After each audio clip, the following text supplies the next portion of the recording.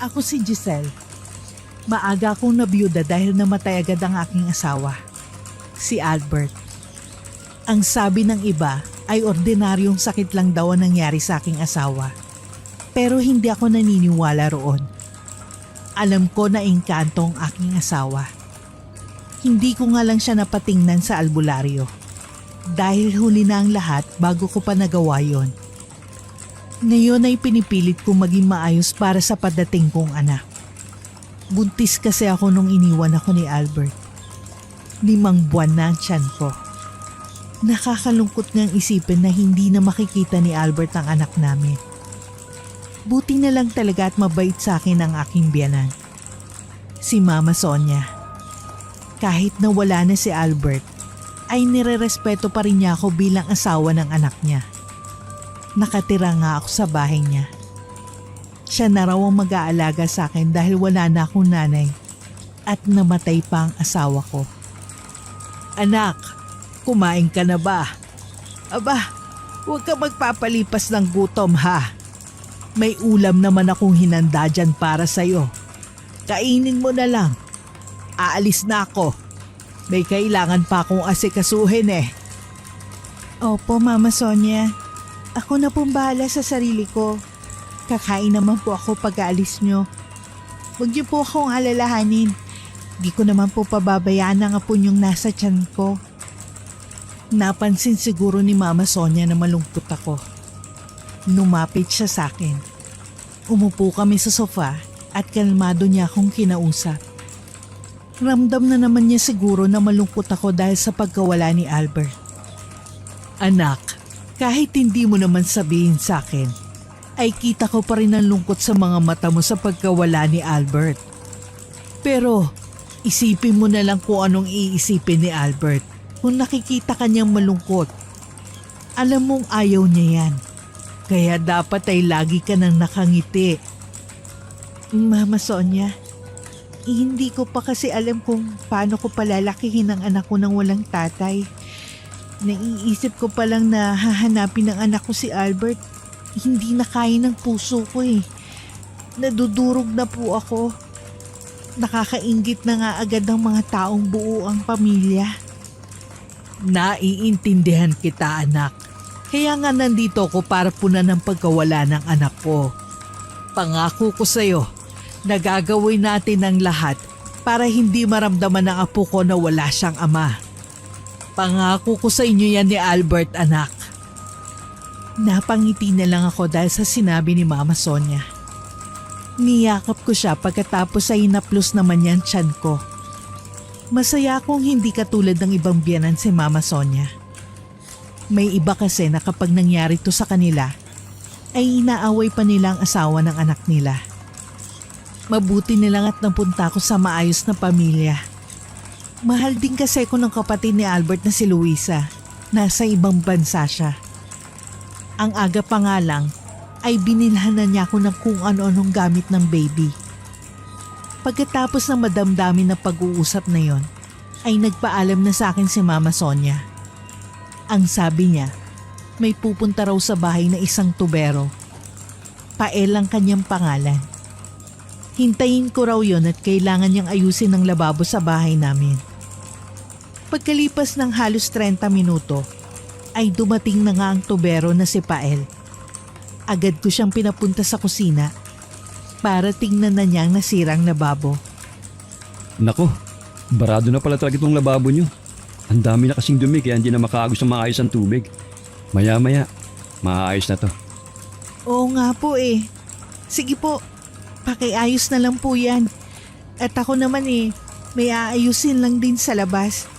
Aasikasuhin ko po yung labahin sa sampayan at baka umulan na eh. Sige, ako nang bahala rito. Pagbalik mo, siguradong tapos ko na ito. Pumunta ka na sa labas at mukhang uulan na nga. Sobrang dilim na rin eh. Pagkatapos noon ay iniwan ko na nga si Pael sa kusina namin. Kinuha ko na ang mga labahin ko sa sampayan. Dahil paulan na nga noon, nagmamadali talaga ako. Nakita kong paalis na si Pael kaya hinabol ko siya. Dahil hindi pa ako bayad sa kanya. Teka lang Pael, huwag ka munang umalis. Hindi pa ako bayad sa'yo. Naku, kapag hindi ko to naibigay sa'yo, lagot ako kay Mama Sonia. O ito, kapag may sira ulit sa lababo, tatawagan na lang kita ha. Nako, si Aling Sonia talaga. Ilang beses ko nang sinabi sa kanya na pwede namang hindi na siya magbayad sa akin eh. Nagbabayad pa rin talaga siya. Maraming salamat ha. O sige, mauna na ako. Mag-iingat ka rito, Giselle. Aba, hindi naman pwede yun no. Nagtrabaho ka kaya kailangan bayaran ng serbisyo mo. Sasabihin ko na lang kay Mama Sonia na pumunta ka na rito ha. Salamat Pael. Pagkabalik ni Mama Sonia, ay sinabi ko na nga sa kanyang ayos ng lababo namin. Tuwang-tuwa naman siya. Sabi niya, maaasahan daw talaga si Pael kahit saan. Mama, naayos na nga po pala ni Pael ang lababo natin. Ayaw pa nga niyang tanggapin ng bayad kanina eh. Ilang beses na raw niyang sinabi na ayaw niya magpabayad sa inyo. Aba, mabuti naman kung ganon. Yan talagang si Pael. Ang bait-bait kahit kanino. Ang dami nag-uutos dyan ng kung ano-ano. Ayaw pa rin magpabayad. Mga simpleng bagay lang daw kasi ang utos kaya hindi na kailangan bayaran. Buti na lang eh. Lagi ko siyang napipilit na magbabayad ako. Opo, sinabi ko na lang po na malalagot ako sa inyo kapag hindi po ako nagbayad. Kaya tinanggap niya na lang po ang bayad ko kanina. Kinagabihan, ugali ko pa rin lagyan ng pinggan ng lugar kung saan nakaupo si Albert sa tuwing kumakain kami. Siguro maaalis ko lang yon kapag okay na ako sa pagkawala niya.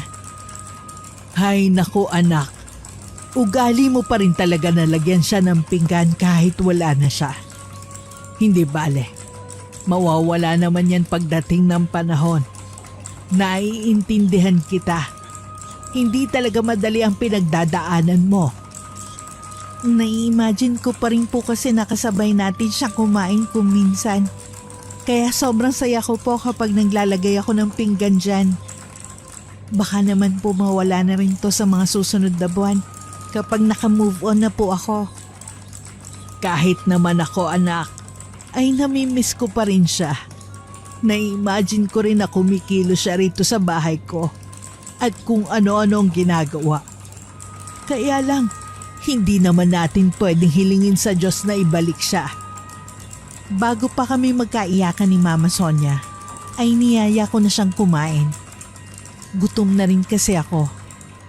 Dahil buntis ako, ay spoiled ako kay Mama Sonia. Iba ang pagkain niya sa pagkain ko. Pagising ko nung umaga, ay nag-aayos na agad si Mama Sonia ng kanyang lulutuin na kare-kare. Buti na lang at hindi naman ako maselan sa mga niluluto niyang ulam. Lahat ay tinatanggap ng anak ko. Madalas nga lang ako mahilo. Aba anak, gising ka na pala. Maaga pa. Matulog ka kaya muna. Kailangan yung magpahinga ng baby sa tiyan mo. Mamaya pa naman maluluto itong kare-kare. Ayos lang naman po sa akin, Mama Sonia. Kung gusto niyo po, tulungan ko na po kayo sa pagluluto niyan. Alam ko pong magugustuhan niya ng baby ko dahil masarap po kayong magluto. Nako anak, hindi mo naman kailangan mambola dahil bibigyan pa rin naman kita ng ulam kahit anong mangyari. Siya nga pala, pumunta ka pala sa bahay ni Pael. Sabihin mo, ikuha ko ng puso ng saging para dito sa kare-kare na niluluto ko. Agad ko namang ginawa ang sinabi sa akin ni Mama Sonia. Hinanap ko ang bahay ni Pael dahil hindi ko naman alam kung taga saan yun. Simula kasi nung namatay si Albert, ay hindi na ako lumabas ng bahay namin. Kumatok ako sa bahay ni Pael. Akala ko'y walang tao ron kaya paalis na sana ako nang biglang bumukas ang pinto. Nagulat kami ni Pael sa isa't isa. Oh, bakit nandito ka? May kailangan ba ulit sa akin si Aling Sonia? Sabihin mo lang sa akin. Wala pa naman akong ginagawa ngayon eh. Sabi niya ikuha mo raw siya ng puso ng saging. Magluluto kasi siya ng kare-kare. Sige. Wala namang problema sa akin yun.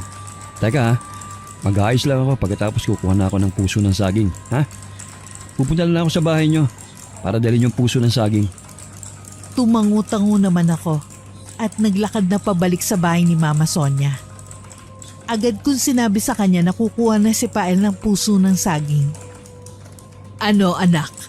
Nasabi mo na ba kay Pael na ikuha niya ako ng puso ng saging? Hindi ba siya abala? Hindi naman po siya abala. Nasabi ko naman po na ikuha kayo ng puso ng saging. Sabi po niya, hintayin na lang daw po ninyo at dadalhin na lang daw po niya rito sa bahay natin. Ilang minuto pa ang lumipas at dumating na si Pael sa bahay. Dala-dala ang puso ng saging. Pinatong niya yun sa lamesa. Paalis na sana siya nang biglang sinabi ni Mama Sonia na hintayin na ni Pael ang niluluto niyang kare-kare. Pumayag naman si Pael dahil wala naman daw siyang ginagawa sa kanila. Pael, mamaya ka na umalis. Hintayin mo na itong niluluto kong kare-kare. Gusto kong matikman mo ang niluluto ko. Sigurado akong magugustuhan mo ito. Ah, sige po. Kung mapilit po talaga kayo eh. Wala naman po akong gagawin sa amin eh. Sige po, hihintayin ko na lang po yung niluluto nyo. Nagluto na nga si Mama Sonia ng kare-kare. Tinulungan ko pa siya. Si Pael ay nakaupo sa sala. Tinanong niya kung ayos na ba ang lababo na inayos niya nung nakaraan. Aling Sonia, kumusta na nga po pala yung lababo nyo? Hindi na po ba barado? Kapag kailangan nyo po ng tulong ko, tawagin nyo lang po ako. Ah, ayos naman na. Salamat pala sa pag-aayos nun ah. Sa susunod na may masira sa bahay namin, agad kitang ipapatawag ha. Kumain na kami at sa tingin ko naman ay nagustuhan ni Pael ang luto ni Mama Sonia. Sarap na sarap siya dahil nakita kong naubos niya ang kanin niya. Ano Pael, nagustuhan mo ba ang kare-kare na niluto ko para sa'yo? Masarap naman ano. Kailangan ko kasing sarapan ang luto ko dahil buntis si Giselle. Opo, halatahan nyo naman po sa akin na nasarapan ako sa niluto nyo dahil ubos ko po tong kanin nyo.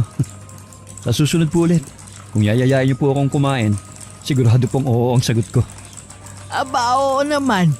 Sige, sa susunod, iba naman ang iluluto ko para matikman mo rin ang ibang luto ko. Pero syempre, kailangan gusto rin ni Giselle yon para makakain din siya. O siya, aalis na muna ako ha. May pupuntahan kami ng kaibigan ko. Nagpaalam kami kay Mama Sonia noon. Pag alis niya, ay nagtataka ko kung bakit hindi pa rin umaalis si Pael sa kanyang kinauupuan. Hindi ko tuloy naiwasan na hindi magtanong. Oh, tapos ka na naman kumain, di ba? Bakit hindi ka pa rin umaalis? Wala ka bang kailangan gawin sa inyo? Baka kailangan ka na roon. Wala naman akong kasama sa bahay, kaya walang may kailangan sa akin doon. Kaya hindi pa ako umalis dito dahil gusto kasi kitang tulungan sa paghuhugas mo ng pinggan. Ako na maghuhugas niyan ha. Buntis ka eh. Kinagulat ko naman ang sinabi niya. Bigla ako nahiya dahil hindi naman niya kailangan gawin yun. Pero ginawa pa rin niya. Naku, nakakaya naman sa'yo. Wag na. Kaya ko naman to. Sige na, baka may kapitbahay na kailangan ng tulong mo. Eh wala ka ron sa bahay mo. Umalis ka na. Ako nang bahala rito. Ha? Hindi. Ako nang bahala rito. Kung ako sa'yo, magpahinga ka na lang muna doon sa kwarto mo. Huwag ka mag-alala. Wala namang mawawala sa mga gamit nyo rito. Hala, hindi naman ganun ang ibig kong sabihin. Ang akin lang, hindi mo naman trabaho na paghugasan kami ng plato, no? Pero dahil mapilit ka at mukhang hindi ka naman talaga aalis dito, di sige. Pero dito lang ako sa sala ha, hindi sa kwarto. Yun na nga ang nangyari. Siya na ang naghugas ng plato para sa akin habang ako ay nakaupo sa sala. Pinagmamasdan ko siya noon. Naisip ko bigla na kung buhay si Albert, ay sigurado kung siyang naghuhugas ng mga plato at hindi si Pael. Napansin niya siguro na nakatutok ang mga mata ko sa ginagawa niya. Kaya hindi niya naiwasan na hindi magtanong. Ako naman ay nagising na sa katotohanan nung narinig ko ang boses niya. Oh, bakit titig na titig ka naman sa akin dyan? Mali ba tong ginagawa ko? Hindi naman ah. Siguro may iba kang iniisip no? Sige, anong iniisip mo? Pwede mo namang sabihin sa akin eh. Para may pagkwentuhan tayo habang naghuhugas ako ng pinggan. Wala naman. Naalala ko lang kasi yung asawa ko. Kung buhay pa yun, siya siguro ang naghuhugas ng plato para sa akin. Siya din siguro ang kumuha ng puso ng saging para sa kare-kare ni Mama Sonia. Ay nako, namimiss ko na naman siya. Sorry, itatanong ko pa lang sana kung nasan yung asawa mo. Huwag ka na malungkot. Alam kong nasa tabi mo lang siya ngayon, kahit na hindi mo siya nakikita. Pero matanong ko lang, bakit ba siya namatay? Nagkasakit ang asawa ko. Malubhang sakit. Pumayat siya. Ayaw na niyang kumain. Halos butot balat na lang siya nun. Sabi ng mga kapitbahay ko, sakit daw yun. Pero ibang paniniwala ko eh. Alam ko na engkantong asawa ko. Halata kong nagulat si Pael dahil sa sinabi ko. Hindi siguro siya naniniwala sa mga engkanto. Kahit nakalat na sa lugar namin ang tungkol doon. Engkanto? Naniniwala ka ron? Kwento lang yun ng matatanda eh. Alam mo, kahit matagal na ako rito sa lugar natin, hindi pa ako nakakakita ng engkanto. Oo, may mga nakakarating sa akin na naengkanto raw sila. Pero para sa akin, hanggat hindi pa yun napapatunayan, hindi muna ako maniniwala. Saka na lang ako maniniwala kapag nasa harapan ko ng engkanto na yun. Naiintindihan ko naman. Iba-iba tayo ng pananaw tungkol sa mga engkanto. Hindi nga naniniwala sa akin halos lahat ng kapitbahay namin eh. Hindi ko man yun mapatunayan ngayon. Tsak nalalabas din ang katotohanan pagdating ng panahon. Nang matapos na siya sa kanyang hinuhugasan, ay nagpaalam na siya sa akin. Nagpasalamat siyang muli sa kare-kare na niluto ni Mama Sonia. Pagkatapos noon ay pumasok na ako sa kwarto ko para makapagpahinga. Nakaramdam na rin kasi ko ng antok noon. Makalipas ang ilang araw, ay parang gusto kong kumain ng mangga. Kaya naman agad ako nagpunta sa bahay ni Pael. Kumatok ako roon. Umaasa na nandun siya at walang ginagawa. Binuksan naman niya ang pinto pagkatapos kong kumatok. Kita ang ngiti sa mga labi ko dahil talagang naglalaway ako sa mangga. Yun siguro talaga ang gusto ni baby na kainin naming dalawa. Oh, anong kailangan mo, Giselle? Sabihin mo lang sa akin. Sakto naman, wala pa akong ginagawa. Kaya kung may pag-uutos ka, magagawa ko pa. Gusto ko kasi ng mangga. Pwede mo ba ako ikuha sa puno? Yung puno na malapit kina Aling Pasing. Ilang araw ko na yung tinitingnan eh. At talagang takam na takam ako sa mangga na yun. O sige, walang problema. Umuwi ka na sa inyo. Dadalhin ko na lang ang mangga doon. Hindi ako pumayag na umuwi sa amin. Ewan ko ba? Gustong gusto kong makita ang mangga na kukunin niya mula sa puno. Ganito siguro talaga kapag buntis ang babae. Nang makapunta na kami sa puno ng mangga, ay tuwang-tuwa ako sa aking nakita. Ang dami talagang mangga. 10 piraso ang aking pinakuha kay Pael. Gulat na gulat siya dahil sobrang dami raw nun para sa akin. Aba, sobrang dami naman ang pinakuha mong mangga. Kaya mo bang ubusin yan? Baka naman sumakit ang tiyan mo dahil dyan. Dahan-dahan ka lang sa pagkain yan. Hindi sasakitan tiyan ko. Kung pwede nga, kunin ko lahat para kainin ko eh. Hiyaan mo na ako, buntis eh. Naglilihi ako. Sigurado na napakasarap nito sa bagoong. Pag uwi namin ay pinatong ko na sa lamesa ang 10 mangga na kinuha ko. Wala pa noon sa bahay si Mama Sonia, kaya hindi ko siya naalok ng mangga. Gagawa na sana ako ng sausawa noon, pero nagulat ako nang sabihin sa akin ni Pael na siya na lang ang gagawa noon. Tulad ng paghuhugas niya ng plato noon. Pinilit niya ako ulit na gusto niya talagang gawin yon para sa akin. Ako na nga, Giselle. Alalahanin mo, buntis ka. Dapat ay pinagsisilbihan ka. Baka mamaya, mapano ka pa rito sa kusina eh. Umupo ka na rin sa silid kainan. Kaya ko na to. Sasarap ako yung sausawan para sa'yo. Ano ka ba, Pael? Nahihiya na ako sa'yo ah. Palagi mo na lang akong tinutulungan. Paalala ko lang, hindi mo naman kailangan gawin to. Hindi mo ako responsibilidad. Responsibilidad ako ng sarili ko. Paalala ko lang din sa'yo na ako naman ang may gusto nito. Hindi ako napipilitan. Saka, wala naman akong ginagawa sa bahay eh. Kaya ayos lang sa akin to. Matapos gumawa ng sausawan si Pael, ay pinatong niya yun sa lamesa. Pinatong na rin niya ang mangga, kaya todo kain agad ako. Ni hindi ko na nga siya naalok noon. Mukhang sarap na sarap ka sa sausawan na ginawa ko ah. Ayos ba? Natutunan ko lang yung sa tiyahin ko eh. Buti naman nagustuhan mo. Akala ko nga hindi ko natanda kung paano yan gawin. Pwede ko bang makilala ang tiyahin mo? Magpapaturo lang ako sa kanya kung paano gawin to. Ang sarap eh. Mas masarap pa to sa bagoong. Sige, kapag nakausap ko siya, sasabihin ko na gusto mo magpaturo sa kanya. Pwede naman ako magturo sa'yo eh. Pero hindi ako kumbinsido sa gawa ko. Kaya dapat ketsyang ka na magpaturo. Pagkatapos namin kumain ng mangga, ay sinabi ko sa kanya na ako na maglilinis ng kinainan ko. Baka kasi mamaya ay ipilit pa rin niya na siya ang maghugas. Hindi na talaga ako papayag. Ilang araw lang makalipas noon, ay nagulat na lang ako.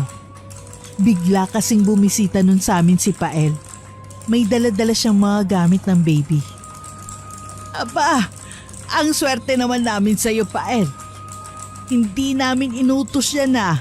Bakit naman bumili ka? Nakakaya. Bibili pa lang ako sa palengke. Hiyang-hiya ako na bumili talaga siya para sa amin ng baby ko. Pero dahil alam ko naman na regalo yon, ay tinanggap ko pa rin.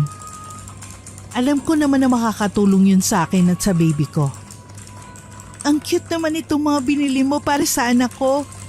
Sigurado ako na bagay ito sa kanya. Puti naman ang karamihan dito kaya masusuot naman niya yan lahat. Kahit ano pang kasarian niya. Salamat ha. Walang anuman. Kapag pupunta ulit ako sa bayan, bibilhan ko ulit ang baby mo. Yan lang kasi ang kasya sa budget ko eh. O paano? Alis na ako ha. Dinaan ko lang talaga ang mga yan para sa'yo. Sana nagustuhan mo. Pagkatapos niyang sabihin yun, ay tinignan ko ang mga damit ng baby na binili ni Pael. Hindi ko naiwasang umiyak. Naalala ko na naman kasi si Albert dahil kay Pael. Kung buhay si Albert, ay siya na ang bibili ng mga damit ni baby sa bayan at hindi ibang tao. Napansin naman ni Mama Sonia na umiiyak na naman ako. Kaya tinanong niya ako kung may problema raw ba. Nang makita niya kung paano ko tinitignan ang mga damit ng baby, ay napagtanto na niya kung bakit ako umiiyak. Anak, yan ka na naman eh. Iniiyakan mo na naman si Albert ano? Giselle anak, huwag ka nang umiyak. Alam ko na kung nasan man si Albert ngayon ay masaya siya. Dahil nakikita niyang kinakaya naman natin ng mga pagsubok sa buhay natin. Mama Sonia, naiiyak lang naman po ako kasi nakakalungkot lang pong isipin na hindi na pala makikita ni Albert ang mga ganitong pagkakataon. Kung buhay yun, ay sobrang dami na siguro nabili nun para sa anak namin. Siguro, lahat ng gusto ng anak namin, ibibigay niya. Anak, nandito naman ako. Ako na ang pupuno sa pagkukulang ng anak ko sa apo ko. Basta, kapag nailabas mo na yung bata, ay buong puso ko siyang mamahalin. Pangako ko yan, anak. Masaya ako na sobrang dami ang gustong magmahal sa anak ko, kahit na hindi pa siya nailalabas sa mundong ito. Ang iba kasing kapitbahay namin ay excited na rin sa pagdating niya, kahit na 3 buwan pa ang iintayin namin.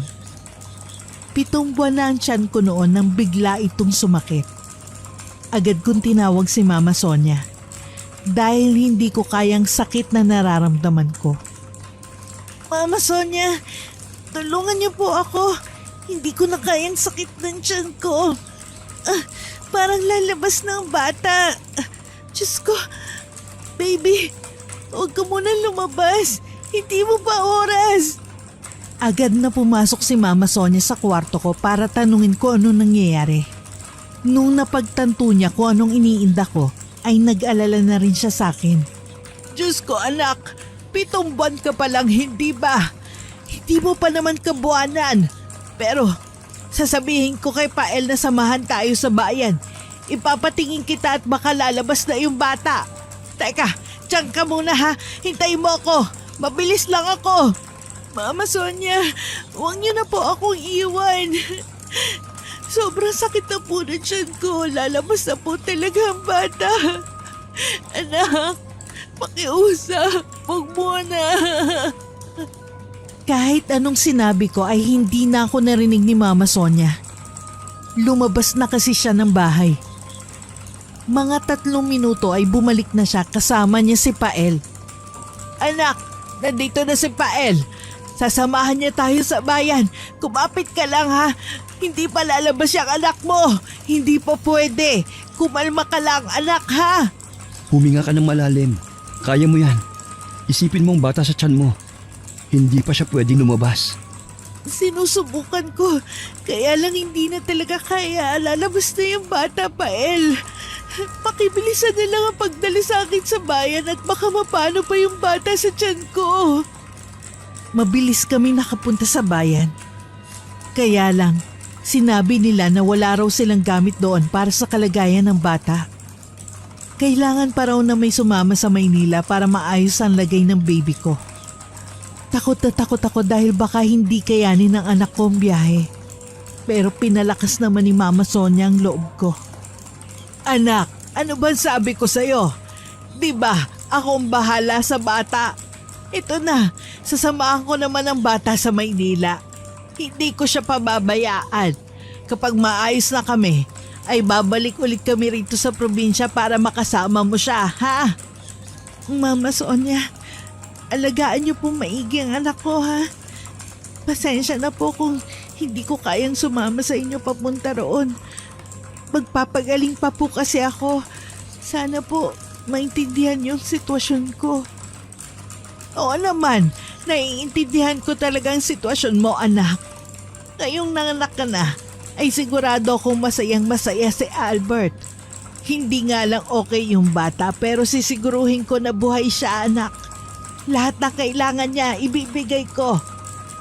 Salamat po, Mama Sonia. Hindi ko po talaga alam ang magiging buhay ko kung wala kayo. Ay naku, ewan ko ba naman kasi sa batang yan. Bakit hindi pa hinintay ang 2 buwan bago siya lumabas? Yan tuloy, hirap na hirap siya ngayon. Dahil babae ang anak ko, ay tinanong agad ako ni Mama Sonia kung anong gusto kong pangalan. Naisip ko ang pangalan na Haya dahil sa isang pinapanood ko nung bata pa ako. Anak, ano pala ang magiging pangalan ng anak mo? Kailangan na kasi at hinihingi na nila sa akin para maparegister na natin ang bata. Haya po ang gusto kong pangalan ng bata. Ang ganda po ng pangalan na yon. Bagay na bagay sa kanya. Sobrang ganda niyang bata eh. Haya. Aba, oo nga. Ang ganda ng pangalan nun ah. Sige anak, sasabihin ko lang sa kanila na yun na ang pangalan na gusto mo para sa anak mo. Pagkababa ni Mama Sonia, doon ko lang din napansin na nandun pala si Pael. Hindi ko pa pala siya napapasalamatan sa pagdala niya sa akin sa bayan. Kung hindi dahil sa kanya, ay baka wala na ako at ang anak ko. Kinausap ko siya habang ngiting-ngiti siya sa akin. Pael, maraming salamat pala dahil dinala mo kami ni Mama Sonia rito sa bayan. Kung hindi dahil sa'yo, baka wala na ang anak ko sa akin ngayon. Utang ko sa'yo ang buhay ko. Makakabawi rin ako sa'yo kapag magaling na ako. Walang anuman. Ano ka ba? Emergency naman yung kanina, no? Siyempre, tutulungan talaga kita. Kabado nga ako kanina eh. Baka kung anong mangyari sa'yo. Buti na lang mabilis ang patakbo ko sa tricycle ko. Pero, maiba tayo. Ang ganda ng pangalan ng anak mo ha. Nagustuhan ko. Nako, maraming salamat talaga. Hindi ko mailalabas si Haya kung hindi dahil sa tulong mo. Paano ba yan? Ninong ka niya ha? Ikaw nagdala sa kanya dito sa center eh. Gulat na gulat si Pael at halata ko naman sobrang saya niya nang malaman na isa siya sa magiging ninong ni Haya. Siyempre, oo agad ang sagot niya. Aba, oo naman. Kapag tumanggi pa ako sa batang yan, baka magalit ka na sa akin. Alam mo naman na wala pa ang batang yan sa mundong to. Mahal ko na siya, hindi ba? Kitang-kita mo naman siguro yan. Aba, tama ka naman dyan. Magagalit talaga ako kapag hindi ka naging ninong ng anak ko. Pero maraming salamat sa pag-aalaga mo sa akin noon pa man. Hindi mo alam na sobrang laking naitulong mo sa akin. Ilang minuto pagkatapos ng pag-uusap na yun, ay bumalik na si Mama Sonia sa akin. Sinabi niya na kailangan na talagang dalhin si baby sa Maynila. Dahil doon napaiyak ako. O paano Giselle? Maiwan ka na namin. Nandiyan na maghahatid sa amin ni Haya papuntang Maynila. Hindi na kasi pwedeng ipagpaliban ang pag-alis namin. Magpaalam ka na muna kay Haya. Huwag kang mag-alala at akong bahala sa anak mo. Ikukwento naman kita lagi sa kanya. Sige po, Mama Sonia. Mahirap po mawalay sa akin si Haya. Alam ko po na mas kailangan po niya na makarating sa Maynila agad. Sana po maging maayos ang kalagayan ninyo roon. Kung kaya po sana mabalitaan niyo rin po ako kung ano po ang kalagayan ni Haya. Huwag kang mag-alala. Pag nagkaroon ng pagkakataon, ibabalita ko sa iyo kung kumusta na kami ni Haya sa Maynila. Mabilis naman makahiram ng cellphone sa Maynila. Pupunta nga lang kayo ng bayan para makahiram ng cellphone. Tumango-tango na lang ako bilang tugon sa kanya. Habang kinakausap niya ako ay nakatingin ako kay Haya. Pinagmamasdan ko siya at kung paano siya ngumiti sa akin. Dahil nga kailangan ni Haya si Mama Sonia sa Maynila, ay pinakiusapan niya si Pael na siya muna ang bahala sa akin. Agad namang pumayag si Pael. Bigla akong nahiya noon pero wala na akong magawa. Pael, ikaw na munang bahala dito kay Giselle ha. Baka 3 buwan pa ang aabutin bago pa man ako makabalik dito sa atin. Kaya sa'yo ko na muna ipagkakatiwala si Giselle. Alagaan mo siya ha. Ibigay mo ang lahat ng gusto niya. Ako na po ang bahala kay Giselle. Pangako ko po sa inyo, hindi ko po siya pababayaan. Alam ko po na malaki ang tiwala niyo sa akin, kaya hindi ko po yung sisirain. Tutulungan ko po si Giselle hanggang bumalik po ang lakas niya. Mabuti naman kung ganon, Pael. Hindi ako nagkamali ng taong lalapitan. Salamat sa Diyos at nandyan ka para sa amin ni Giselle at Haya. Malaking bagay ang mga nagagawa mo para sa amin. Ilang linggo lang ang nakalipas ay si Pael na ang lagi kong kasama sa klinik. Minsan pa nga'y napagkakamalang kaming mag-asawa. Natatawa na lang kami kapag ganun ang nangyayari. Narinig mo ba yung sinabi nung nurse kanina? Akala nila mag-asawa tayo. Ikaw kasi dikit ka ng dikit sa akin simula nung umalis si Mama Sonia. Yan tuloy, kung ano-anong sinasabi nila tungkol sa atin. Oh, ano naman ang problema kung gano'n ang isipin nila? Wala naman tayong ginagawang masama, hindi ba? Inaalagaan naman kita. Mahirap naman kung hindi kita alagaan. Baka mayari pa ako kay Aling Sonia. Hindi ba? Sinusunod ka lang naman ang inutos sa akin ng binan mo eh. Hindi naman siguro masama kung masyado akong malapit sa'yo. Naku Pael, ang gusto ko lang naman sabihin, hindi pala talaga natin maiiwasan ang mga tsismosa sa paligid. Huwag kang mag-alala. Ako naman nagpapasalamat sa'yo sa lahat ng ginagawa mo para sa akin dito. Hayaan mo, lalabas na rin naman ako dito. Kaya hindi na tayo mamomroblema sa mga chismis na yan. Dahil nga wala naman si Mama Sonia sa bahay, ay kaming dalawa lang ni Pael ang naiwan doon.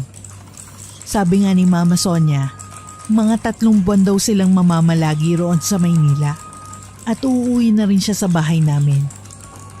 Pinaalala ko na wag nang isama si Haya dahil baka mapano pa ang bata.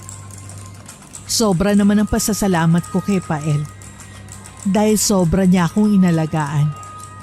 Hindi na nga siya umuwi sa sarili niyang bahay para lang maalagaan ako. Giselle, kaya mo na bang tumayo? Pinaghanda kita ng almusal. Para naman may laman ang tiyan mo bago ka uminom ng gamot mo. Kumain ka na ha? Baka kasi lumamig yung almusal na hinanda ko para sa'yo. Salamat, Pael. Talagang todo alaga ka sa akin, no? Hindi ko na alam kung paano ka pasasalamatan. Ang tagal na nga nating magkasama rito. Hindi ko na alam kung kailan ka huling umuwi sa bahay mo. Halos dito ka na rin tumira dahil sa pag-aalaga sa akin. Hindi na importante kung kailan pa ako huling nakauwi sa bahay ko, Giselle. Alam mo naman na kalagayan mo nasa isip ko ngayon. Dahil na rin siguro sa ayaw ko na biguin si Aling Sonia. Sa akin kanya pinagkatiwala. Kaya ginagawa ko lang naman ang lahat ng abot ng mga kaya ko para maalagaan ka hanggang sa bumalik ang lakas mo. Hindi nagtagal ay bumalik na din ako sa normal. Pero kahit ganun pa man ay ayaw pa rin akong iwan ni Pael. Dahil hindi pa naman dumarating si Mama Sonia dito sa amin. Ang sabi pa ni Pael, uuwi lang daw siya kung nakauwi na din si Mama Sonia dito. Dahil ayaw niya akong iwan mag-isa. Pael, maayos na naman ang kalagayan ko. Hindi ka pa ba uuwi ron sa inyo? Baka kasi gusto mo nang umuwi pero hindi mo magawa dahil sa akin. Kaya ko naman siguro mag-isa dito. Ilang linggo na lang naman, uuwi na rin si Mama Sonia. Hindi kita pwedeng iwang mag-isa rito, Giselle. Halos kagagaling mo lang. Mahirap na. Baka kung kailan wala ako rito, doon naman may mangyaring masama sa'yo. Mas mabuti nang nandito ako sa tabi mo habang wala pa si Aling Sonia rito. Sigurado ka ha? Kasi medyo nahihiya na ako sa'yo eh. Ilang buwan mo na rin ako inaalagaan mula sa klinik hanggang dito sa bahay. Alam ko namang may sarili ka ring buhay at ayokong makasagabal sa'yo. Kung maisipan mo man na umuwi kahit wala pa si Mama Sonia, magsabi ka lang sa akin ha. Papayag naman ako agad. Salamat nga pala ulit, Pael.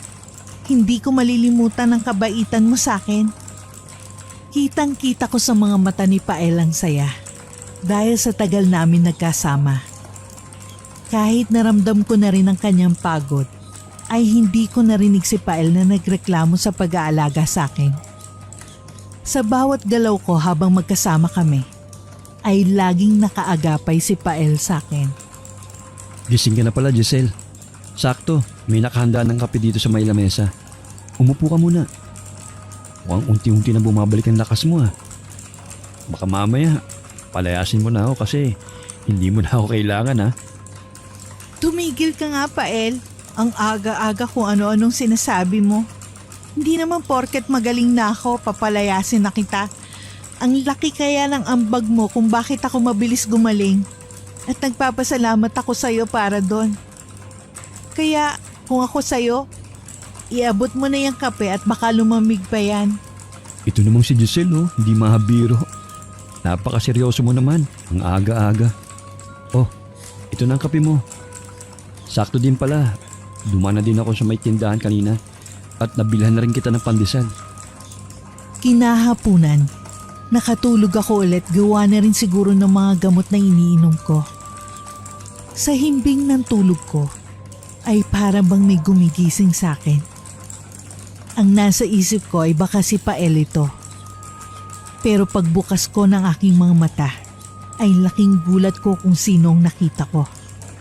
Si Albert, ang aking yumaong asawa. Siya ang gumising sa akin. Sinasabi ni Albert na sundan ko siya papunta dun sa may loob ng gubat. May mga kailangan daw siyang sabihin sa akin. Dahil na din siguro sa gusto kong makita at makasama si Albert, ay sumunod ako sa kanya sa loob ng gubat. Hanggang sa bigla na lang akong tinulak sa isang madilim na kuweba. Doon ay nagising ako sa pagkakatulog ko. at nakita na nakakulong na pala ako sa isang selda. Imbis na si Albert ang makita ko, ay si Pael ang bumungad sa akin. Gulong-gulo ang aking isipan sa nangyayari. Pael, anong ibig sabihin nito? Nasaan tayo? Bakit ako nakakulong dito? Pakawalan mo ako ngayon din, Pael! Sumagot ka! Ano nangyayari sa'yo at ginawa mo to? Sa ngayon, Giselle, diyan ka na muna. Huwag ka mag-alala.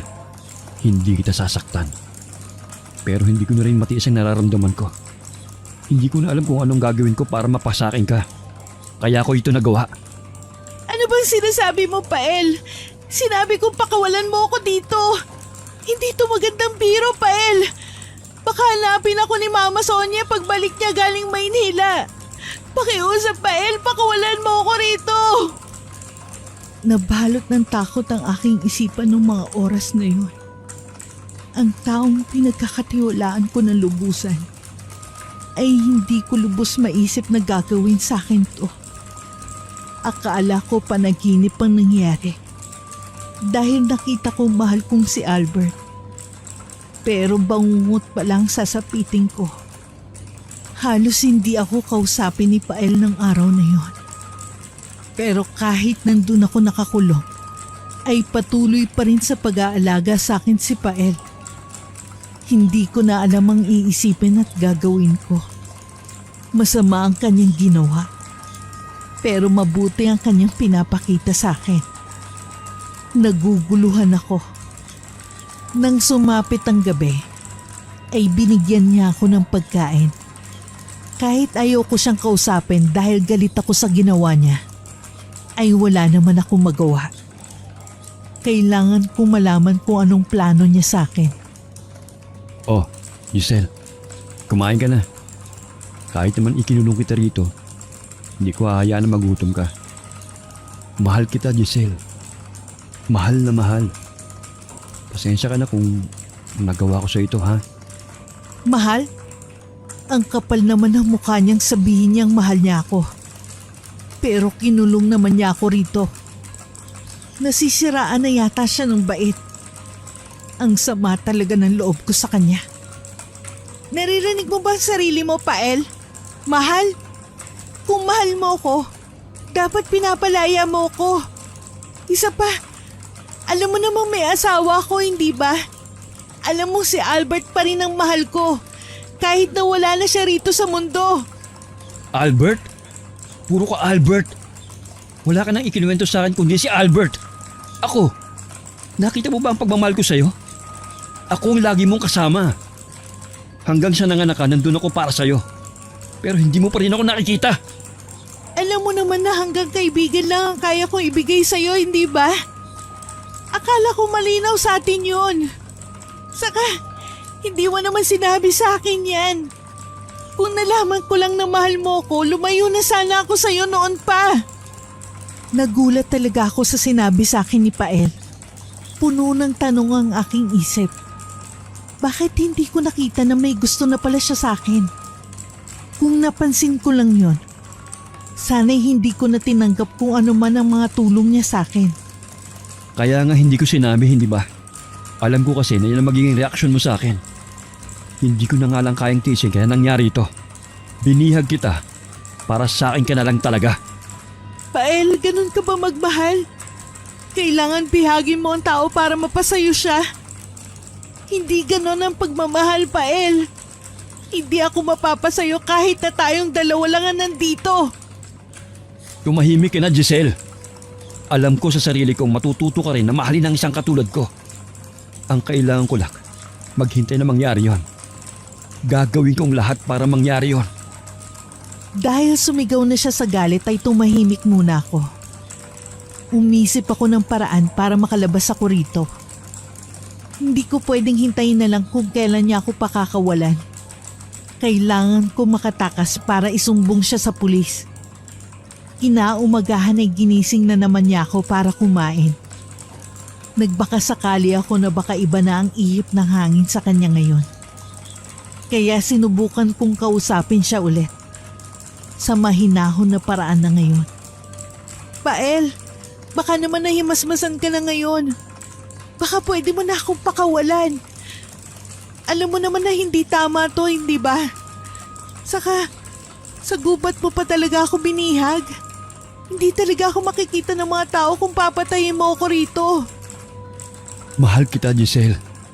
Pero hindi pa oras para pakawalan kita. Ngayon pa lang humihingi na ako ng tawad sa'yo. Hindi rin naman madali para sa akin to eh. Hindi madali na makita kung nandyan ka. Nahihirapan dahil sa akin. Pero hanggat hindi mo sinasabi sa akin na mahal mo ko, hindi ka aalis dyan. Mahal naman kita, Pael, pero bilang isang kaibigan lang. Hindi ba yun sapat para sa'yo? Pagmamahal pa rin naman yun, hindi ba? Sabi nga ng iba, makontento ka sa kung ano ibigay sa'yo ng tao. Hindi ba pwedeng ganun na lang tayo? Dahil sa sinabi ko ay lalong nainis sa akin si Pael. Hindi pa rin daw niya tatanggapin ang sagot ko.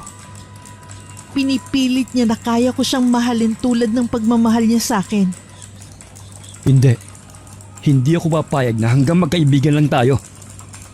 Alam ko, matututunan mo rin akong mahalin. Oras na mangyari yon, saka kita pakakawalan. Maninirahan tayo sa gubat na ito at mamahalin ang isa't isa. Hindi ko maintindihan kung bakit dito kami sa gubat maninirahan. Hindi ba pwede sa bahay na lang niya? Hindi ba niya naiisip na mas matatakot ako kapag dito kami tumira? Hindi ko na naiwasan na hindi magtanong sa kanya dahil nagtataka na talaga ako. Pael, bakit dito tayo titira sa gubat? Hindi ba pwede sa bahay mo? May bahay ka naman ah. May tinataguan ka ba? Bakit? May anak at asawa ka na ba? Ha? Wala. Ikaw lang ang mahal ko. Wala akong asawa o anak. Maniwala ka sa akin. Malalaman mo rin sa mga susunod na araw kung bakit kita dinala rito. Maghintay ka lang, ha? Maghintay? Hindi na nga ako makatulog sa selda. Gustong gusto ko nang umalis. Hindi ko nga lang alam kung paano. Gusto ko nang tumakas at magsumbong sa mga pulis. 3 araw pa niya akong binihag noon bago ko napagdesisyonan kung ano ang kailangan kong gawin. Kailangan ko mapaniwala si Pael na siya ang mahal ko para paalisin na niya ako rito sa selda sa kuweba. Giselle, kumain ka na. Ilang araw ko nang hindi nakakaubos ng pagkain mo. Pasensya ka na kung paulit-ulit ang pinapakain ko sa'yo ha. Hindi naman kasi pwede na umalis ako rito sa kuweba. Ayos lang sa akin yon. Ang importante naman sa akin, hindi mo pa rin ako pinababayaan. At ang mahalaga sa akin ngayon, buhay pa rin ako. Dahil sa iyo yun, kaya salamat ha. Teka, kumain ka na ba? Baka todo ka sa pagpapakain sa akin tapos ikaw, hindi ka pala kumakain.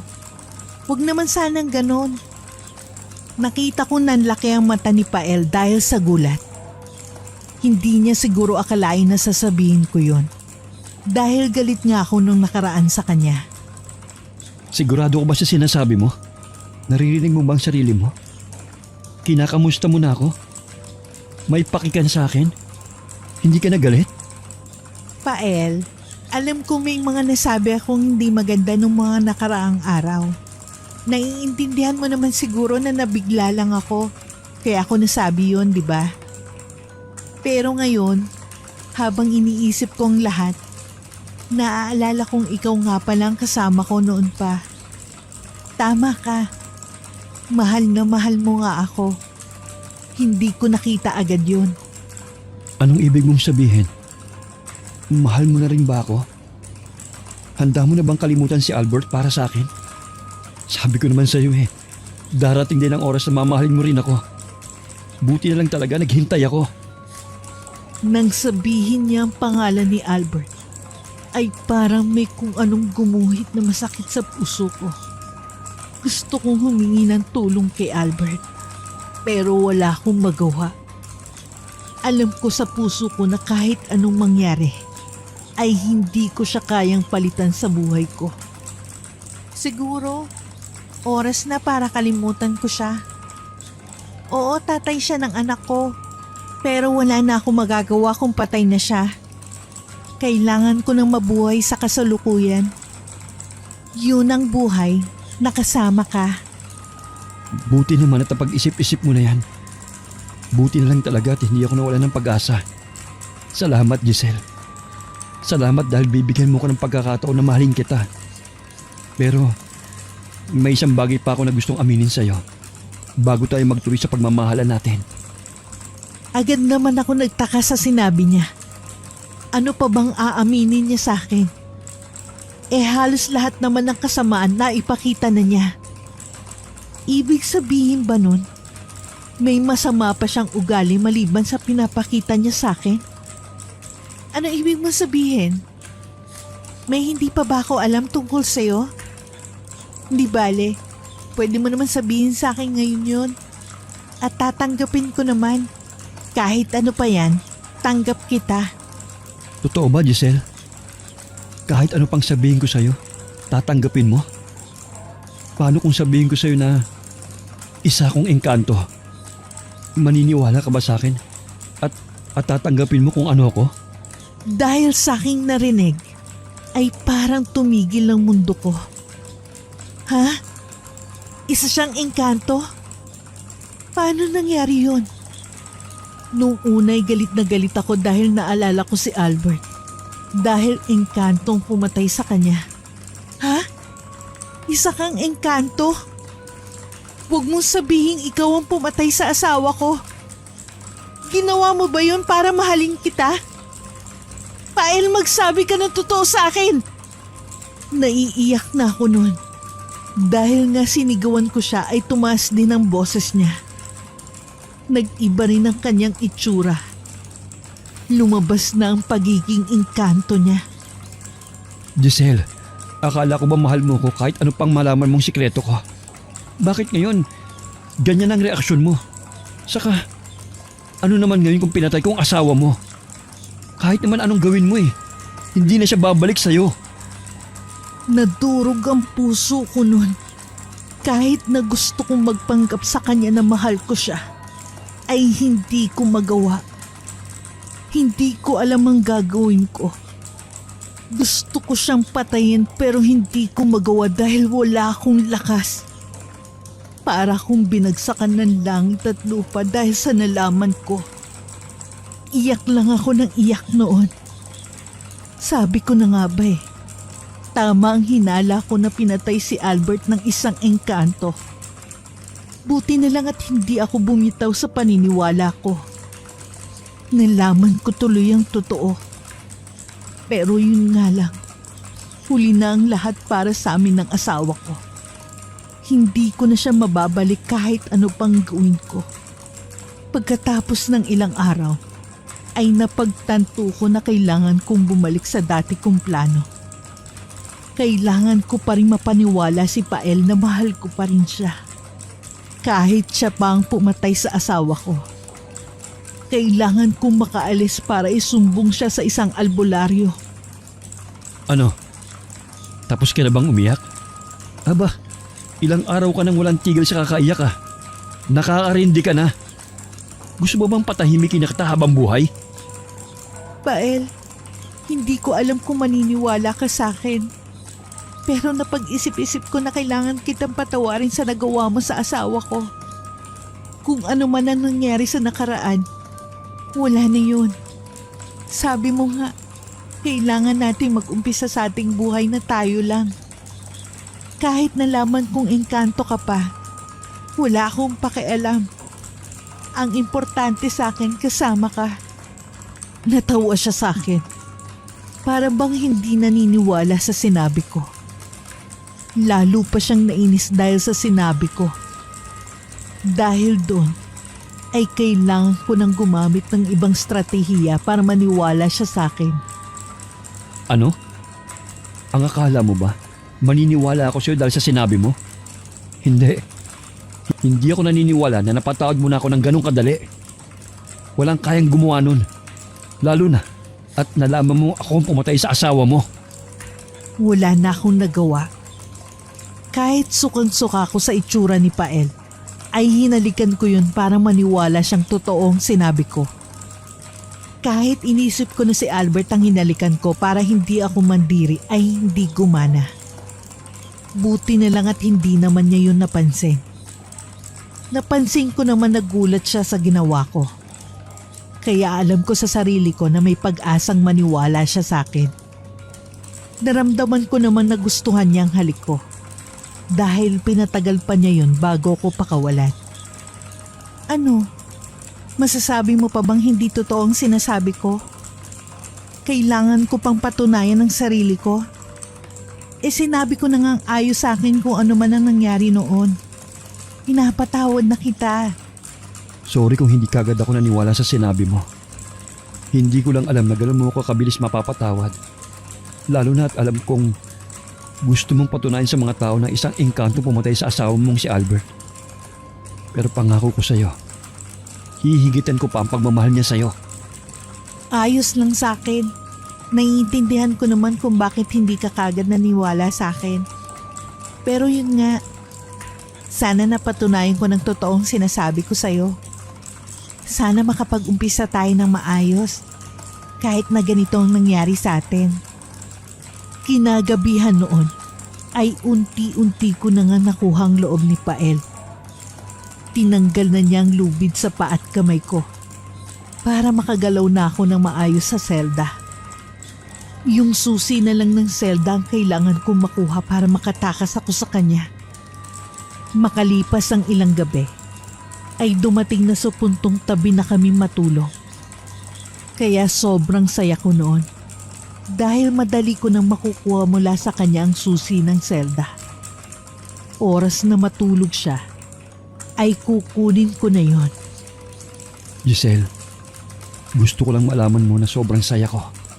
Kasi akala ko wala na magmamahal sa akin eh. Pero nandito ka ngayon sa tabi ko. Pinaparanas mo sa akin ang bagay na hindi ko naranasan sa iba. Akala ko talaga hindi mo ko tatanggapin. Hindi ko rin alam kung paano ko nagawang mahalin ka. Pero gusto kong malaman mo na tanggap kita at handa kitang mahalin ng buo kahit na engkanto ka pa. Pinapangako ko na ibibigay ko sa iyo ang lahat ng gusto mo. Hihigitan ko pa ang lahat ng lalaki para hindi mo na ako iwan at ipagpalit pa. Mahal na mahal kita, Giselle. Habang nag-uusap kami, ay parang nasusuka talaga ako sa usapan namin. Inis na inis ako dahil paniwalang paniwala siya na kaya ko siyang mahalin. Pero ayos na sa akin yun dahil alam kong gumana yung plano ko. Nang makatulog na nga siya, ay unti-unti ko nang kinuhang susi ng selda sa may damit niya. Pinipigilan kong gumawa ng ingay dahil alam kong isang pagkakamali ko lang ay masisira ng plano ko. Hindi na niya ako pakakawalan dito sa kuweba sa gubat. Matagumpay ko naman nakuha ang susi kay Pael. Dali-dali kong nabuksan ang selda. Buti na lang at malalim pa ang tulog niya, kaya nakatakas ako mula sa kanya. Kahit hirap na hirap, ay nilakad ko mula sa gubat papunta sa bahay namin. Wala na akong pakialam kung ano man ang itsura ko. Agad kong tinawag si Nana Mila, isang albularya na magaling sa aming lugar. Ni minsan ay hindi ko sinabi sa kanya na iniisip kong pwedeng engkantong pumatay sa aking asawa. Kahit kailan, ay hindi ko inakala na pupunta ako sa bahay niya para humingi ng tulong. Katok ako ng katok sa kanyang bahay kahit na alam kong pwedeng wala siya roon. Takot na takot pa rin talaga ako. Buti na lang ay nakatakas ako mula sa engkantong yun. O iha, anong meron? Bakit parang nagmamadali ka? May problema ba? Sige, pasok ka rito. At pag-usapan natin yan. Ayos ka lang ba? Parang may mga galos ka. Binihag ka ba, iha? Pinapasok ako ni Nana Mila sa bahay niya at pinaupo sa sala. Kita pa rin sa akin ang takot dahil sa pagbihag sa akin ni Pael.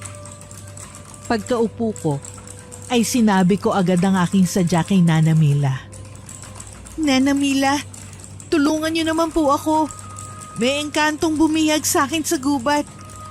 Kailangan ko po ng pangontra ninyo. Parang awa niyo na tulungan niyo po ako. Diyos ko, sabi ko na nga ba, hanggang ngayon ay hindi pa rin tapos ang engkanto na yan sa mga bihag niya. Sige Giselle, ikukuha kita ng pangontra. Pakiusap po, kung pwede lakasan ninyo ang pangontra. Dahil natatakot po talaga ako sa engkanto na yun. Baka kung ano po ang gawin niya sa akin. Ilang minuto pa ay hinanda na nga ni Nana Mila ang mga kailangan para gumawa ng pangontra. Noon ko lang nalaman na marami na palang binibiktima na babae si Pael para maging nobya niya. Naikwento sa akin ni Nana Mila na may binihag din na babae si Pael sa gubat at nakatakas din ito sa kanya. Buti na lang at nakatakas ka mula sa kanya. Kaya pala hinahanap kita nung nakaraan para bigyan ka ng ulam ay wala ka ron sa bahay ninyo. Nagluto kasi ako ng menudo noon. Dahil alam kong wala si Sonia ay bibigyan sana kita ng konti pero yun nga wala ka. Halos ilang araw din niya po akong binihag. Hindi ko nga po alam kung paano ako nabuhay sa kuweba sa gubat. Buti na lang po at napaniwala ko siya na may pagtingin din ako sa kanya. Nagamit ko yun para makatakas. Oh, ito na ang pangontra mo ha? Lagi mong dalhin yan kahit na saan ka magpunta. Hindi kasi natin alam kung paano ulit aatake sa yung engkanto na yon. Oras na makita niya yan, ay matatalo mo na siya. Kahit sa pagligo ay wag mong tatanggalin yan ha? Sinuot ko naman ang pangontra na ginawa ni Nana Mila. Kwintasyon na nasa loob ang pangontra. Kahit anong mangyari ay susundin ko ang bilin niya para hindi na nga ako maging biktima ni Pael. Nagpaalam din ako kay Nana Mila kinagabihan na kung pwede ay doon muna ako matulog sa kanya dahil nasa Maynila nga si Mama Sonia. Buti naman at pumayag siya. Nana Mila, baka po pwede dito muna ako sa bahay ninyo. Alam niyo naman pong nasa Maynila si Mama Sonia. Baka po kasi bigla na lang akong puntahan ng engkanto sa amin. Aba, oo naman iha. Kung yun ang ikapapanatag ng loob mo, ay yun ang gawin mo. Hindi naman ako tututol. Dahil alam ko naman na kailangan mo talaga ang tulong ko. Maraming salamat po, Nana Mila. Pasensya na rin po kayo kung hihiram ako ng damit sa inyo. Wala po kasi akong damit na dala dahil diretso po ako galing sa gubat. At ayoko naman po kumuha sa bahay namin. Baka mamaya, nandun pala ang engkanto mapahamak pa ako. Tumango naman si Nana Mila sa akin. Pagkatapos nun ay kumuha na siya ng damit para ibigay sa akin. Mga 5 piraso din yun na terno. Binigyan din niya ako ng damit panloob. Ah, kumpleto na yan ha. Gamitin mo yan dahil wala naman ang anak ko. Sa susunod pang buwan ang uwi nun, kaya pwede mo pang hiramin ang mga damit niya. Kaya po pala napakarami ng damit na binigay niyo sa akin. Sa anak niyo pala to. Hayaan niyo po, lalaban ko na lang po ito kada gamit ko para pagbalik niya ay parang bago. Pagkasabi ko nun ay tinuro na sa akin ni Nana Mila kung saan ako pwedeng matulog. Sabi niya, doon muna ako sa kwarto ng anak niya dahil wala namang gumagamit noon. Ah, dito ka muna sa kwarto ng anak ko ha. Linisin mo na lang. Maalikabok na kasi dahil hindi nagagamit. Agahan mo ang tulog, Giselle, para makapagpahinga ka. Alam kong nahirapan ka sa gubat. Oo nga po eh. Tama po kayo dyan. Pagod na pagod nga ako dahil ilang araw din po akong hindi nakatulog ng maayos. Dahil ang sikip po ng selda kung saan ako nilagay ng engkanto. Dahil nga sa pagod ay nakatulog na ako ng mahimbing. Sa sobrang himbing ay napanaginipan ko si Pael. Tinatawag niyang pangalan ko. Galit na galit siya dahil sa pag-iwan ko sa kanya sa gubat. Takot na takot ako noon, pero hindi ko na lang pinahalata sa kanya. Nakita ko sa panaginip ko na pumasok siya sa kwarto ko. Parang totoo dahil bahay ni Nana Mila ang nasa panaginip ko.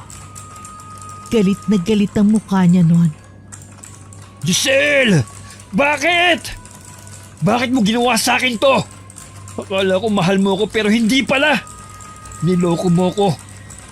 Dahil sa ginawa mo, galit na ako sa'yo! Galit ako sa'yo! Ah!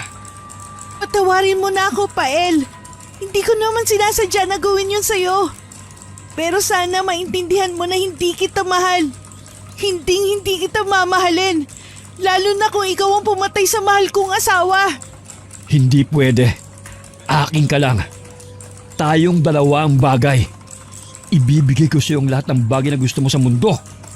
Piliin mo lang ako. Hindi na kita sasaktan. Basta sumama ka lang sa akin. Iha! Diyos ko! Buti na lang at nagising ka. Akala ko natuluyan ka na sa iyong bangungot. Ayos ka na ba? Para kang may kaaway sa panaginip mo. Opo, may kaaway talaga ako. Nakita ko kasi sa panaginip ko si Pael. Yung engkanto na bumihag sa akin sa gubat. Akala ko, kausap ko talaga siya kaya ako binangungot. Iha, hanggat nasa iyong kwintas, ay hindi siya makakalapit sa iyo. Tandaan mo yan. Huwag kang mag-alala. Panaginip lang yon. Hindi totoo yon. O sige, matulog ka na ulit. Pagkatapos nun ay natulog na nga ako. Bumalik na si Nana Mila sa kwarto niya. Buti na lang ay panaginip lang talaga yon. Hindi ko kasi kakayanin na makasama siya ulit. Kinaumagahan ay suot ko pa rin ang kwintas. Wala pa rin kakaiba sa paligid ko. Nagulat na lang ako nang bigla kong nakita si Mama Sonia sa labas ng bahay ni Nana Mila. Nilapitan ko agad siya dahil baka kako hindi naman totoo ang nakikita ko. Pero nung lumapit ako sa kanya ay siya talaga yon. Agad akong nagtaka kung bakit nandito na siya sa probinsya. Ang sabi sa akin ni Mama Sonia ay 3 buwan pa siya roon. Mama Sonia, bakit po kayo nandito? Diba, sabi niyo 3 buwan pa kayo sa Maynila bago kayo bumalik dito sa atin? Paano po nangyari na nandito na kayo agad? Anak, sinabi kasi sa akin ni Nana Mila na may nangyari daw sa'yo. Kaya pinilit ko talagang makauwi agad. Pasensya ka na sa akin anak kung hindi kita naprotektahan laban sa engkanto na yon.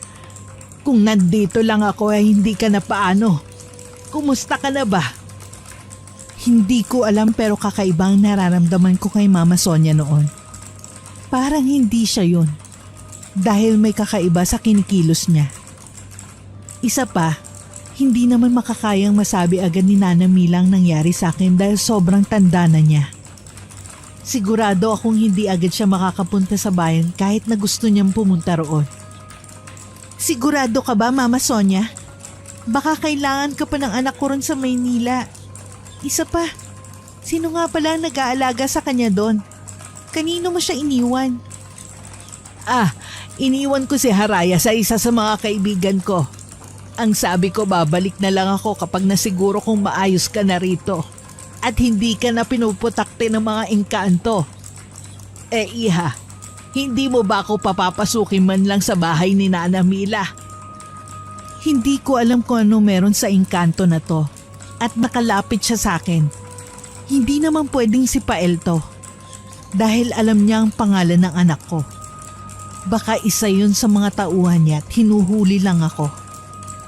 Hindi ako nagpakita ng takot. Pero hinanda ko na ang kwintas ang binigay sa akin ni Nana Mila bago pa ako tuluyang magsalita. Para kapag nakita niya yun, masilaw siya at mamatay. Alam kong hindi ikaw si Mama Sonia ko. Hay ang pangalan ng anak ko, hindi Haraya. Isa pa, hindi papayag si Mama Sonia na bigla na lang iwan ang anak ko sa kaibigan niya. Hindi ganun mag-alaga ang nanay ko. Pagkatapos kong sabihin yun ay nag-itsurang engkanto na siya. Tama nga ako, hindi siya si Pael. Isa lang siya sa tauhan nito na humuhuli sa akin. Siguro'y gusto na naman niya akong dakpin at ilagay sa gubat. Nung nakita niya ang kwintas ay agad siyang nanghina. Tinapat ko pa yung maigi sa kanya para lalo siyang manghina. Kahit natatakot ako na hindi ko pa rin napapatay si Pael, ay ayos na rin sa akin na natalo ko ang isa sa mga tauhan niya. Nang matapos yun ay agad akong pumasok sa loob ng bahay. Sinara ko ang pinto at bintana. Nagulat na lang sa akin si Nana Mila dahil nagmamadali ako. Tinanong niya ako kung anong problema ko. Giselle, Anong meron? May nakita ka na naman bang engkanto? Asensya ka na kung hindi ako agad nakalabas. May inaasikaso kasi ako dito sa loob ng bahay. Ayos lang po yun, Nana Mila. Pero opo, may nakita na naman akong engkanto. Buti na lang at suot ko pa rin tong kwintas na binigay niyo sa akin. Nagpanggap po siyang si Mama Sonia kaya napalapit po ako sa kanya. Buti na lang at napansin ko agad na hindi siya si Mama Sonia. Ay Diyos ko, hindi ka pa rin tinitigilan ng mga engkanto kahit may pangontra ka na. Mamaya igagawa kita ng bagong pangontra. Mas malakas na para hindi ka na talaga nila masundan kahit saan. Nagpasalamat ako kay Nana Mila noon. Malaki talaga ang pasasalamat ko sa kanya. Dahil siya nagprotekta sa akin habang wala si Mama Sonia sa tabi ko. Pagkatapos ng mahigit 2 buwan, ay umuwi na nga si Mama Sonia sa bahay namin. Tulad ng sinabi ko sa kanya noon, ay hindi niya sinama si Haya. Dahil nga nakauwi na si Mama Sonia, ay nagpaalam na ako kay Nana Mila. Bumalik na ako sa bahay namin dahil may kasama na ako ulit. Hindi na ako matatakot. Pero hindi ko pa rin naman inaalis ang kwintas na may pangontra na bigay sa akin ni Nana Mila. Mahirap na. Baka bigla na lang ako may makitang engkanto. Mama Sonia, buti na lang at nakauwi na po kayo. Diyos ko, akala ko hindi ko na kayo makikita. Ang dami pong nangyari sa akin na hindi ko akalain na mangyayari sa akin. Kumusta po ang biyahe niyo, Mama Sonia? Hindi niyo man lang nasabi sa akin na ngayong araw kayo uuwi. Nagulat na lang ako nang bigla ko na lang nakita si Mama Sonia na umiyak. Agad ko siyang tinanong kung may nangyari ba sa kanya sa biyahe. Baka mamaya kasi nahirapan siyang umuwi. Ano po yun, Mama? Bakit po kayo umiiyak?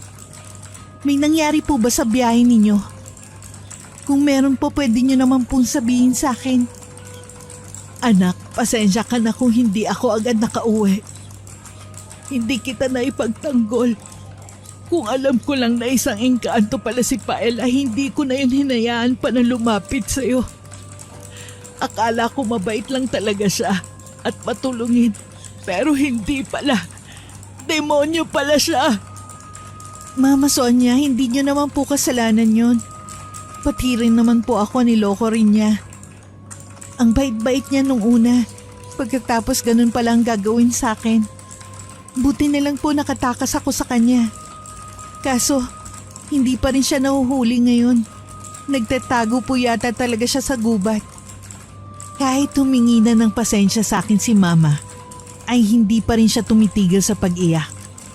Nagsisisi siya dahil habang inaalagaan niya si Haya roon sa Maynila, ay naghihirap ako rito sa probinsya. Sa susunod ga, kung sakali man may maging mabait na naman sa atin, ay hindi ko na agad pagkakatiwalaan. Hindi ko hahayaan na mapalapit sila sa'yo. Isa pa, hindi na kita iiwan kahit kailan. Kung kailangan man na pumunta sa Maynila, ay isasama na kita para hindi ka makaranas ng kung ano-anong kahirapan.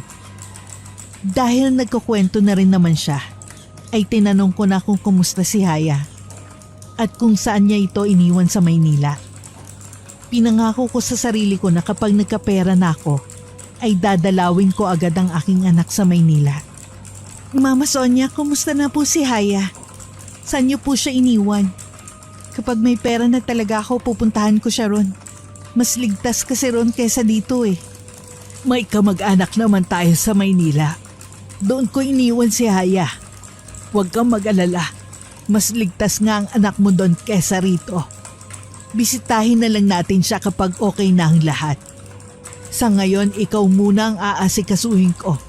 Dahil alam kong kailangan kong bumawi sa'yo. At tinupad naman yun ni Mama Sonia. Inalagaan niya ako.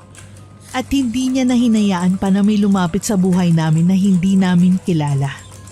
Kapag may gusto siyang ipagawa ay nagtutulungan na lang kaming dalawa. Oo, tignan mo. Kaya naman pala nating dalawa kahit walang tulong ng kung sino.